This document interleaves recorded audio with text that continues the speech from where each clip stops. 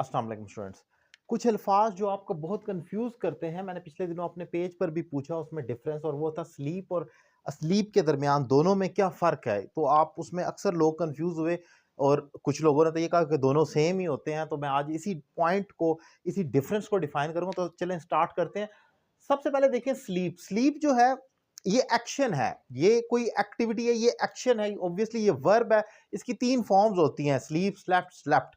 तो ये एक एक्शन है, यानी कि सोने का एक्शन परफॉर्म करना। वो फिर स्लीपिंग भी होगा, स्लीप्स भी होगा और स्लेप्ट भी होगा, मतलब वो हर टेंस में आएगा। लेकिन जो अस्लीप है ये एक हालत है, ये चेंज नहीं होगा, ये हमेशा उसी तरीके से आएगा। ना इसके साथ एस लग सकता है, ना कुछ और लग सकता है, ना सेकंड थर्ड फॉर्म है। ऐसा नहीं कि स्लीप है तो अस्लेप्ट भी हो, ऐसा नहीं होगा।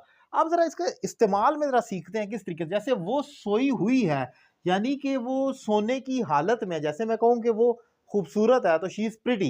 इसी तरीके से वो सोई हुई है, यानी कि नींद की हालत में है, तो मैं कहूंगा शी इज अस्लीप। मैं ये नहीं कह सकता शी इज स्लीपिंग। दोनों में फर्क है। वो सो रही है यानी कि वो सोने की एक्टिविटी कर रही है, एक्शन कंटिन्यूअस है, यहां पर एक्शन कंटिन्यूअस है। और वो सोई हुई है यानी कि वो डन हुआ है उसका एक्शन, और ये एडजेक्टिव है, ये उसकी हालत है। तो मैं कहूंगा अस्लीप। यानी कि अगर मैं कहूँ कि वो हसन जो है वो रूम में सोया हुआ है, तो Hasan is asleep in the room. मैं कहूंगा, आप ये नहीं Hasan is sleeping in the room, इसका मतलब होगा सो रहा है। मेरा फोकस एक्शन की हालत को बयान करना होगा तो मैं अस्लीप कहूंगा, नींद की हालत में है। लेकिन अगर मेरा फोकस होगा उसकी एक्टिविटी को बयान करना जो कंटिन्यूस हो रही है, तो मैं कहूंगा वो सो रहा है, क्योंकि एक्शन कंटिन्यूस में हो रहा है।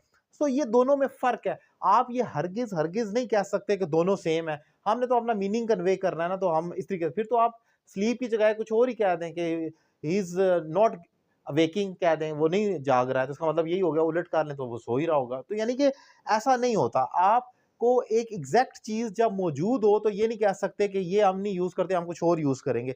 स्लीप और अस्लीप में फर्क है, और आपको दोनों को डिस्क्रिमिनेट कर कर ही अप्लाई करना होगा। दोनों सेम नहीं है। सो उम्मीद करता हूँ शॉर्ट और प्रिसाइज करके मैंने इसको डिफाइन किया, आपको लेक्चर समझ आया होगा। मेरे मजीद वीडियो लेक्चर देखने के मेरा यूट्यूब चैनल सब्सक्राइब कर ले। अगर आप मुझसे ऑनलाइन इंग्लिश लैंग्वेज कोर्स करना चाह रहे हैं तो नंबर आपकी स्क्रीन पर मौजूद है। Thank you very much.